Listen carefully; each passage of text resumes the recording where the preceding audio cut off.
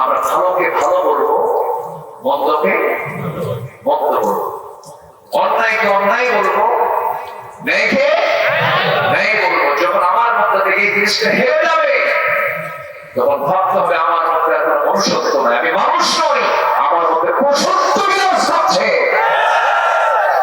আজকে আমরা ভালোকে ভালো বলতেও পারি ভাই, মন্দকে মন্দ বলতেও আমরা কি জানা যে মানুষ ভালোকে ভালো বলে না, মন্দকে মন্দ বলে না, ন্যায়কে ন্যায় বলে না, অন্যায়কে অন্যায় বলে না, তাই বলে না হয় নয়, তাই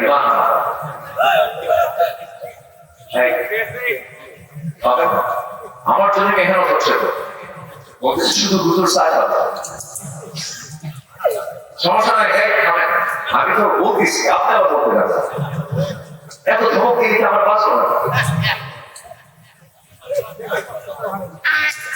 খুব ভালো লাগে আলহামদুলিল্লাহ আপনাদের এই মনোযোগিতা আল্লাহ তাআলা আমলে বাস্তবায়ন করার তৌফিক দান করুন। আমার দেশের ওয়াজ বেশি না আমল বেশি? আমল দরকার কোনটা বেশি বলে? একটা প্রশ্ন করি, এখানে যারা বসে আছেন, বিড়ি খাওয়া লোক বেশি না বিড়ি ছাড়া লোক বেশি? বলে বলে বিড়ি খাওয়া লোক বেশি? বিড়ি খাওয়া বিড়ি খাইতে বেশি। এদেশে 80% মানুষ বিড়ি খায়, যে খাওয়ার কোনো দোয়াই নেই, খাচ্ছে। এটা কি জায়েজ মনে করে খায় কিনা আল্লাহ জানে। আমার মাঝে মাঝে প্রশ্ন করে, বিড়ি খাওয়া কি জায়েজ? মানে জায়েজের চেষ্টা আছে। আচ্ছা, এখানে যারা বসে আছেন অধিকাংশ লোক নামাজি না বেনামাজি? আমি এটা কাউন্ট করবো না, আমি অনুমান করতে পারবো না, এটা তো ভিতরের ব্যাপার। যদি প্রশ্ন করি, অধিকাংশ লোক এখানে দাড়িওয়ালা না দাড়ি ছাড়া? দাড়িওয়ালা কম, অথচ আমরা সবাইকে মুসলমান, আমরা সবাইকে বলে বাহ্যিক দিক থেকেও আমরা পিছিয়ে আছি, মানে মডেলের দিক থেকে। দাড়ি রাখা হচ্ছে রাসূলুল্লাহর পরে, দাড়িওয়ালা ছিলেন মুহাম্মদ সাল্লাল্লাহু আলাইহি ওয়াসাল্লাম। আর আমরা তার উম্মত, আমাদের পক্ষে দাড়ি না রাখা, এই যে ইউরোপ আমেরিকার সভ্যতা, তারা দাড়ি রাখে না, তারা মোষ রাখে না, তারা কেটে ফেলে। এটা হচ্ছে ইউরোপিয়ান আমেরিকান, এদের সভ্যতা হতে পারে। দেখেন মাথার চুল করে দেখেন না যুবকেরা, মাথার চুল দুই দিকে চুল নাই, চামড়া বের করা, পিছনেও চুল নাই, চামড়া বের করা, মাথার উপরে গোল করিয়া দক্ষিণ তাল পট্টির দিক আছে না নাই? পাটির মতো দেখা যায়, জাস্ট একটা পাটি, মাথায় যেন পাটি আছে। যখন বলা হয় যুবক তোমার এই মাথার চুলটা কাটছো, কার স্টাইলে, কার মডেল, কার আদর্শ? তুমি কি নেইমার? তুমি কি কুত্তা? আসতে বলবেন না, আছে কোথায়? আমাদের সুরতে, আমাদের সিরাতে, আমাদের চেহারায়, আমাদের গুণে ইসলাম কোথায়? আমরা মুসলমান। পূজার মণ্ডপে যে নারীকেরা নাড়ুগুলো খায়, তারা বেশি খায়।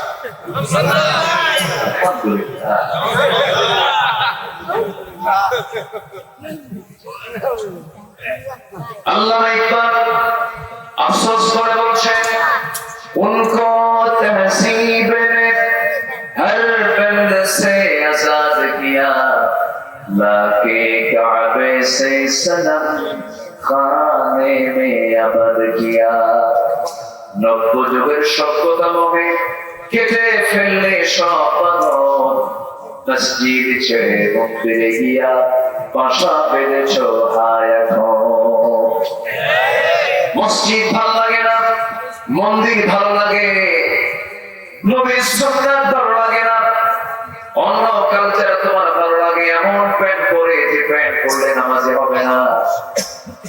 প্যান্টের দুই হাঁটুতে দুটা ফাটা, আসতে বলবেন না আসলে নাই ফাটা অংশ নিয়ে নামাজ পড়লে কি নামাজ হবে নাকি? হবে না।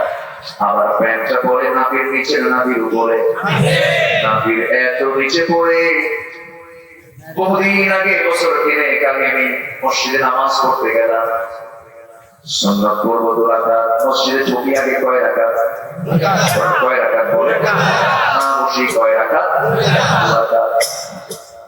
নামাজ শুরু করবো আমি, সামনে দিকে এক যুবক এরকম একটা প্যান্ট পরে শর্ট শার্ট পরে নামাজে দাঁড়াইছে।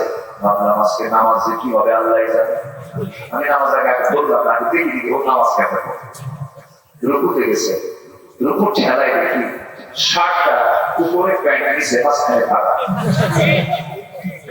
ভাবলাম এটা রুকু, শেষ দায়িত্বে কি হয় আল্লাহ জানে। শেষ দায় যখন প্যান্ট নিয়ে যখন শেষটা করতেছে তখন দেখি প্যান্ট খুলে আন্দার প্যান্ট বেরোচ্ছে। আমি কি ভুল বলছি? আমি কি পানি একটু কথা বলছি?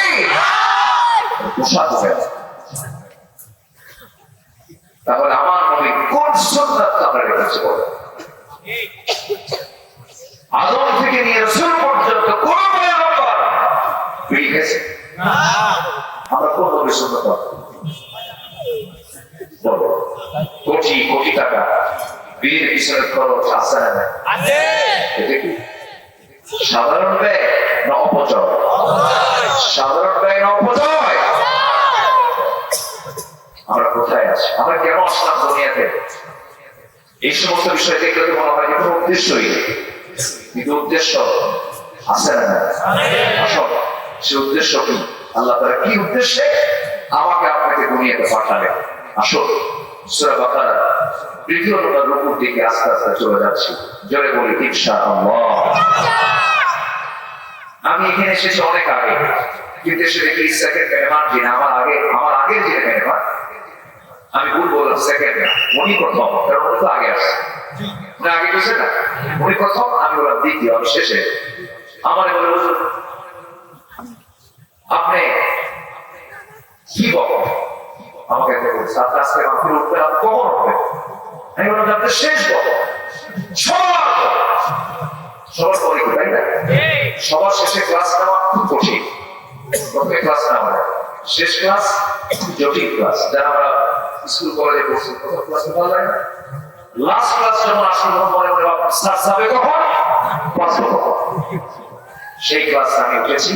কিন্তু আজকে শেষ রজনী তো এতগুলো মানুষকে আমরা একটা আকর্ষণ হবে শেষ মনাজাত করবো। বলি ইনশাআল্লাহ আল্লাহ সবাইকে শেষ অবধি থাকার তৌফিক দাও। জোরে বলি আমিন। সম্মান কোথায়? তাহলে আমরা কেন আসলাম পৃথিবীতে? কি জন্য আসলাম? আল্লাহ তাআলা ফেরেশতাদের সঙ্গে পরামর্শ করছে। কার সাথে? আমাদের আগে সৃষ্টি কারা? কারা বলে? ফেরেশতা মনে এখানে নাই, আসতে বলে আসে না নাই? শয়তান তো বারবার আসি, শয়তান আসে, শয়তান। আল্লাহ রাব্বুল আলামিন ফেরেশতাদের সাথে পরামর্শ করলেন কি? وَإِذْ قَالَ رَبُّكَ لِلْمَلَائِكَةِ إِنِّي جَاعِلٌ فِي الْأَرْضِ خَلِيفَةً قَالُوا أَتَجْعَلُ فِيهَا مَن يُفْسِدُ فِيهَا وَيَسْفِكُ الدِّمَاءَ وَنَحْنُ نُسَبِّحُ بِحَمْدِكَ وَنُقَدِّسُ لَكَ قَالَ إِنِّي أَعْلَمُ مَا لَا تَعْلَمُونَ জোরে বলুন আল্লাহু আকবার। আল্লাহ রাব্বুল আলামিন ফেরেশতাদেরকে ডাক দিয়ে বলেন, ফেরেশতারা শোনো, আমি দুনিয়াতে খলিফা পাঠাতে চাই, আমার প্রতিনিধি পাঠাতে চাই।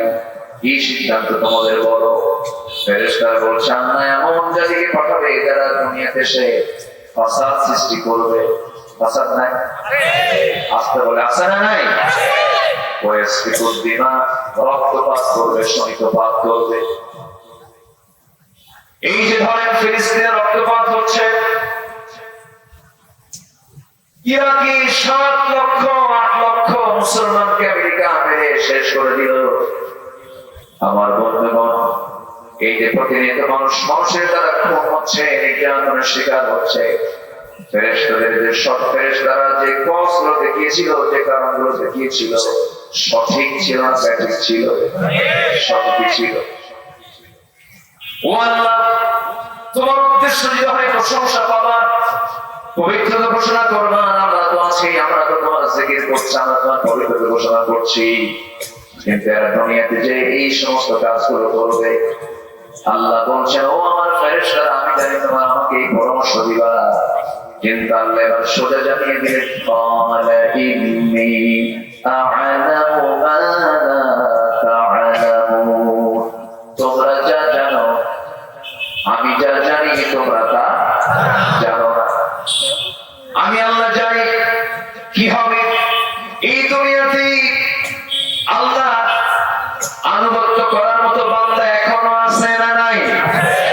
আসতে বলবেন না, আছে না নাই? আবার আল্লাহর অবাধ্য কত বান্দা, আল্লাহর আইনের বিরুদ্ধে অবস্থান করা বান্দা আছে না নাই? আল্লাহ তাআলা বলছেন, ফেরেশতারা শোনো, এই দুনিয়াতে দু শ্রেণীর বান্দা থেকে যাবে, দু শ্রেণীকে দুটো জায়গায় আমি স্থান দিয়ে দেব। আমার যারা অনুগত বান্দা হবে তাদের জন্য আমি আল্লাহ জান্নাত রেখে দিয়েছি, আর যারা আমার অবাধ্য হবে তাদের জন্য কি রেখে দিয়েছেন? জাহান্নাম রেখে দিয়েছেন। জাহান্নাম কে বানাইছে? জান্নাত কে বানাইছে? কাদেরকে ঢুকানোর জন্য? বলেন কাকে? মানুষকে। আল্লাহ জান্নাত বানালেন, আল্লাহ জাহান্নাম বানালেন। এখানে একটা চিন্তা আমার চলে আসলো, এমন চিন্তা মুসা আলাইহিস সালাম করেছেন। আল্লাহকে একদিন ডাক দিয়ে বলছেন, আল্লাহ সবচেয়ে দয়া বেশি কার? আল্লাহ বলছেন, আমার রহমানকে আমি, রাহিমকে আমি, গফফারকে আমি। এবার সঙ্গে সঙ্গে মুসা বলছেন, আল্লাহ তুমি যদি রহমান হও, সবচেয়ে বেশি দয়া যদি তোমার হয়, একটা প্রশ্ন করি। কি প্রশ্ন মুসা? বলো, জাহান্নাম কেন বানাইলেন? কথা কি বুঝতেছেন আপনারা? যুক্তি আছে না নাই?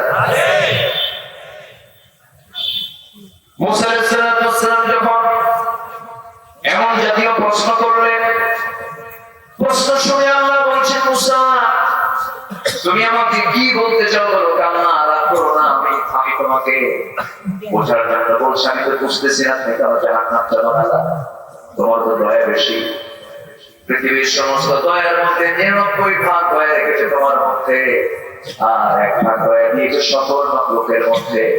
সবচেয়ে বেশি দয়া তোমার যদি হয় আল্লাহ, বান্দা তুমি বানায়া দিয়া সেই বান্দাকে আবার জাহান্নাম দিবা, কি দরকার ছিল? দেখছেন প্রশ্ন সহজ না জটিল? আজকে সহজ না জটিল? উত্তর নাই, আজকে উত্তর নাই, শুনবেন না? আল্লাহ উত্তর দিয়েছে, কারণ প্রশ্ন উত্তর হতেই এই নবীর সাথে আল্লাহ, কোন নবীর সাথে আল্লাহ তাআলা ডাইরেক্ট কথা বলেন। ওয়াকাল্লামা আল্লাহু মূসা তাকলিমা, মূসা আলাইহিস সালাম আল্লাহর সঙ্গে ডাইরেক্ট বার্তালাপ করতেন। এবং এই নবী খুব দামি নবী ছিল। সব নবী দামি, সব নবীকে সম্মান করে, কিন্তু এই নবীকে আল্লাহ তাআলা এক্সট্রা তাওরাত কিতাব দিয়েছেন। এবং ফেরাউনের মতো অবাধ্য নেতা সামনে দাঁড়িয়ে দিয়ে অকপটে হক কথা বলতে সাহস পেয়েছে। সুবহানাল্লাহ। পরীক্ষিত নবী হচ্ছে মুসা আলাইহিস সালাম, পরীক্ষিত, জন্ম হয় নাই, পৃথিবীতে তিনি আসেন নাই, ফেরাউন মাস্টার প্ল্যান করে ফেলেছে কোন জীবিত কোন ছেলে সন্তানকে জীবিত রাখা যাবে না। মার পেট থেকে সন্তান ছেলে বাবার নয়, জব করে ফেল, কারণ মুসার জন্য আমাকে ঠেকাতে হবে, মুসা যেন পৃথিবীতে না আসে। চিন্তা করেন, এই একটি প্রতিবাদের মুখোমুখি হয়ে বড় হয়েছেন আল্লাহর পয়গম্বর মুসা আলাইহিস সালাম। সে মুসাকেও হেফাজত করেছেন। তিনি কে? আসতে বলবেন না, তিনি কে? জন্ম হয় নাই। ফেরাউন যখন 40,000 শিশুকে হত্যা করলো, 40,000 মুসার জন্ম ঠেকানোর জন্য, ইউসাব্বিহুনা আবনাআকুম ওয়া ইস্তাহয়ুনা নিসাআকুম। মেয়ে সন্তানকে জীবিত রাখতো, ছেলে সন্তানকে হত্যা করত। এই পৃথিবীতে হত্যা রাজনীতি, ক্ষমতাকে পাকাপোক্ত করার জন্য হত্যা রাজনীতি যে প্রথম শুরু করেছে সে হলো ফেরাউন। আজকে এই দুনিয়াতেও যারা নিজের ক্ষমতাকে পাকাপোক্ত করার জন্য হত্যা রাজনীতি করছেন তারা সবগুলো ফেরাউনের প্রেতাত্মা।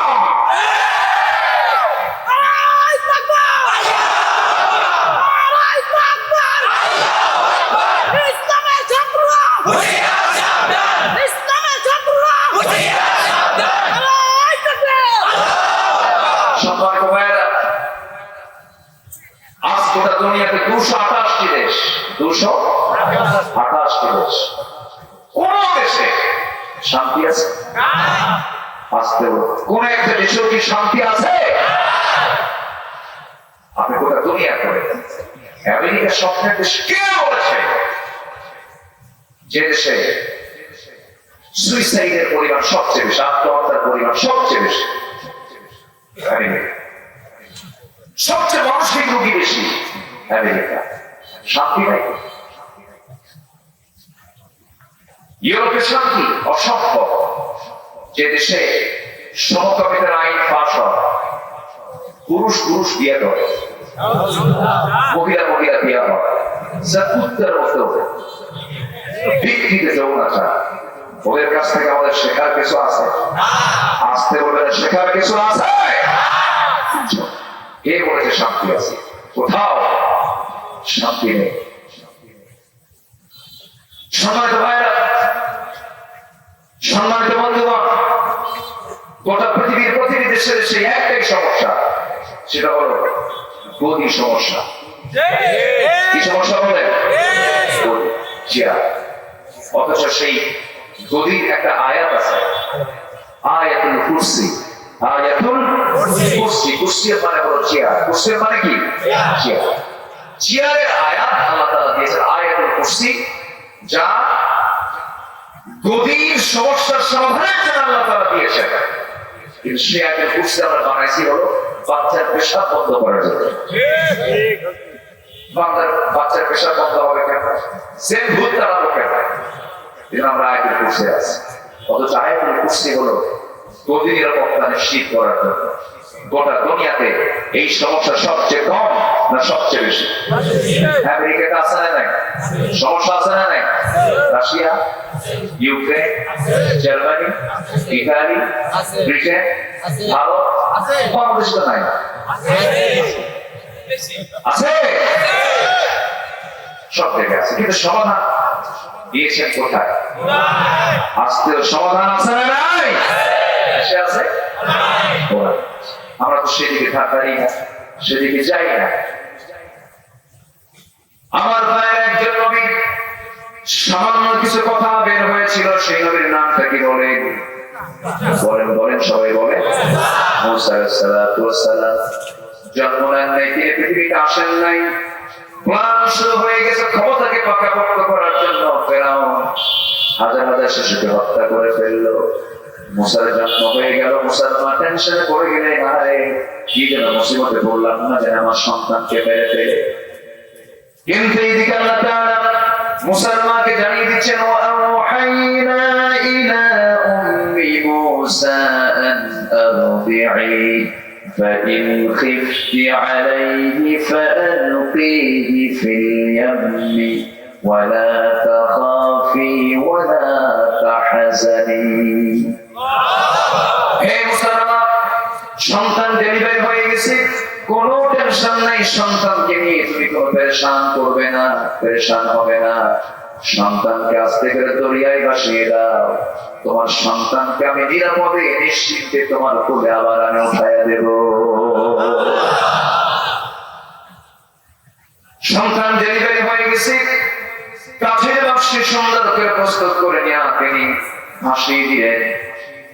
সমুদ্রের ঢেউয়ের সঙ্গে দোল খেতে খেতে সেই কাঠের বাক্স চলতে লাগলো।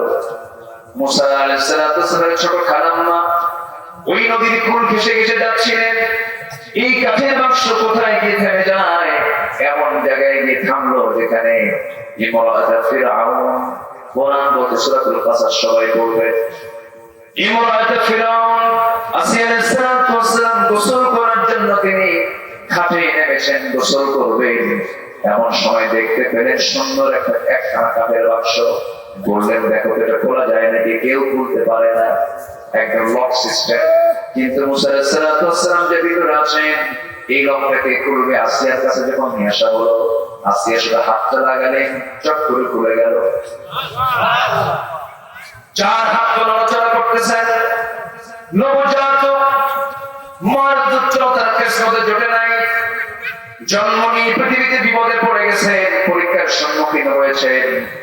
এমন সময় আসিয়া আলাইহিস সালাম বাচ্চাটাকে দেখে তার চয়েস হয়ে গেছে, কারণ ভ্রু যুগল, দুটা ভ্রু তার যুগল, এত সুন্দর ফুটফুটে চেহারা, কালো কালো কেশ, সুন্দর চেহারা। আসিয়া আলাইহিস সালাম সন্তান থেকে কোলের মধ্যে নিয়ে আসতে করে মনে মনে স্বপ্ন আঁকে, আমার তো বছরের সন্তান নাই, এই সন্তানটাকে যেমন করেও এই দরবার আমি বড় করবো। এই চিন্তা মাথায় নিয়ে তিনি রাজ দরবারের প্রধান ফটক দিয়ে যাচ্ছিলেন। সামনে ফেরাউন বলছে, আসিয়া তোমার কোলে সন্তান তুমি পাইছো কোথায়? আমার চক্ষু শীতলকারী, তোমার চক্ষু শীতলকারী সন্তান চেয়ে দেখো। আমার সামনে আপনি চেয়ে দেখেন না, কি সুন্দর, হৃদয়টা জুড়ে যাবে। এবার ফেরাউন বলছে, আসিয়া আইন পাশ করলাম আমি, আমরা একে লঙ্ঘন করবো নাকি আইন? এতগুলো বাচ্চা হত্যা করলাম, ছেলের সন্তান তুমি কোলে করে নিয়ে আসলে। চিন্তের চেহারা গতিমতি দেখে তো মনে হয় এটাই বুঝি মুসা হবে, এটাই বুঝি মুসা হবে। আসিয়া আলাইহিস সালাম বলছেন, আমার স্বামী আপনি এত ভীতু কেন? আপনি এত ভয় পান কেন? এই সন্তান আমার কোলে, আপনার কোলে লালিত পালিত হবে। এই সন্তান আপনার কোনোদিন ক্ষতি করবে না, আমার কোনোদিন ক্ষতি করবে না। যার নখ খাবে তার বনি যাবে, আপনি টেনশন করবেন না। পাঁচ কোটি দিচ্ছে বউ, নেতা যত বড়ই হোক না কেন, বউয়ের কাছে কিন্তু গায়ে হয়ে যায়। ফেরাউন বলল, আচ্ছা ঠিক আছে আসিয়া, তোমার শখ আমি পূরণ করলাম। এবার আসিয়া বলছে, স্বামী আমার শুধু শখ পূরণ করলেই হবে না, দুধ ছাড়া বাচ্চা বাঁচবে কেমনে? ভাবতে আপনি নিয়োগ করেন। গোটা দেশ থেকে শত শত মহিলা দুধ পান করার জন্য রাস্তা দরবারে আসে, কারোর স্তব্ধে মুখে নিচ্ছেন না। 2 দিন পার হয়ে যায়, 3 দিন পার হয়ে যাচ্ছে, চোখটা গর্তের মধ্যে চলে যাচ্ছে। মেডিকেল সায়েন্স বলছে, একটা শিশু মার গর্ভ থেকে যখন দুনিয়াতে আসে, 3 দিনের রিজার্ভ খাবার দুনিয়াতে চলে আসে। 3 দিনের টোটাল খাবার নিয়ে যখন আসে, কারণ হঠাৎ করে ডেলিভারির সময় যদি মা মারা যায়, অন্তত 3টা দিন যেন নখ চুষে চুষে সন্তান পৃথিবীতে বেঁচে থাকতে পারে। আমার বন্ধুগণ, এইদিকে মুসা ছোট খালাম্মা কোনো কিছু কিছু দেখতেছে, এই কাঠের বাক্স এখানে এসে জমা হয়েছে। রাজ দরবারে ঢুকে আসিয়ার সামনে দাঁড়ায় বলতেছে, মহিলা ও রাজরানী, আপনার সমস্যা কি? এই সন্তান তো কারো দুধ মুখে নিচ্ছে না, আমি কেমনে বাঁচাবো? সন্তান থেকে সব করলাম।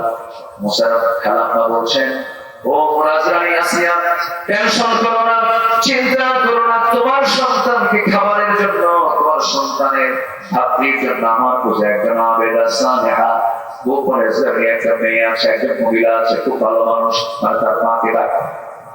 তার মাকে ডেকে আনা হলো। আমি দুধে মিলে গেল, আম যেমন দুধে মিলে যায়, দুধ যেমন আমে মিলে যায়। সুন্দর করে সন্তান থেকে কোলের মধ্যে নিয়ে নিজের সন্তানকে মা দুধ খাওয়াচ্ছেন। সন্তান নিরাপত্তার চাদরে বেষ্টিত হয়ে গেলেন। এবার আসিয়ার মুখের হাসির ঝিলিক দেখা দিল। আসিয়া বলতেছ, মহিলা, এতগুলো মহিলা দুধ পান করার জন্য আসলে কাউকে চয়েস করে নাই, তোমাকে চয়েস করে নিয়েছে। আমি তোমাকে এই 2টা বছর তোমাকে আমি এই দরবার ছেড়ে, আমার দরবার ছেড়ে যেতে দেবো না। মুসলমান মনে মনে আমি দিতেই চাই, সন্তান ছাড়া দূরে থাকা সম্ভব না। শুধু তাই নয়, এই 2টা বছর এই রাজ দরবারে যত কর্মকর্তা কর্মচারী আছে, যত বেতন আমরা বিয়ার করি, সবচেয়ে উচ্চ বেতন তোমার জন্য বরাদ্দ হবে। আল্লাহ বলছেন, ফেরাউন আমার মুসাকে মারবি, পারবি না, কারণ আমার মুসাকে তোর বাড়িতে ঢুকে না, মুসার মা দুধ খাবে মুসা, আর তোর থেকে মাসে মাসে টাকা খসাবে। আল্লাহু আকবার। এরপরে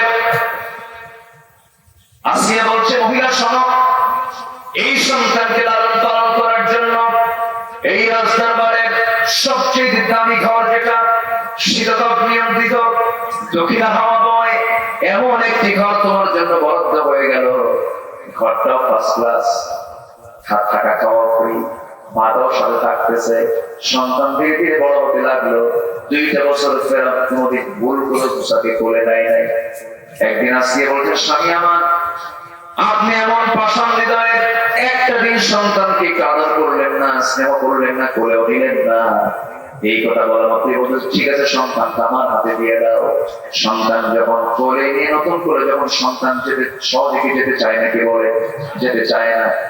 নতুন করে সন্তান যখন কোলে নেওয়ার জন্য যখন ফেরাউন বারবার চেষ্টা করছে, তিনি না স্বীকার করছে, কিন্তু বারবার করে নিচ্ছে। কোলে নিয়ে শুধু করে নিয়ে থাকলেই হতো, আদর করার জন্য ঠোঁটটা তার গালের দিকে নিয়ে যায়, তিনি মুখটা ঘুরায় নেন, বারবার নেন, বারবার ঘুরায় নেন। এরকম করতে করতে শরীয়তের কায়দায়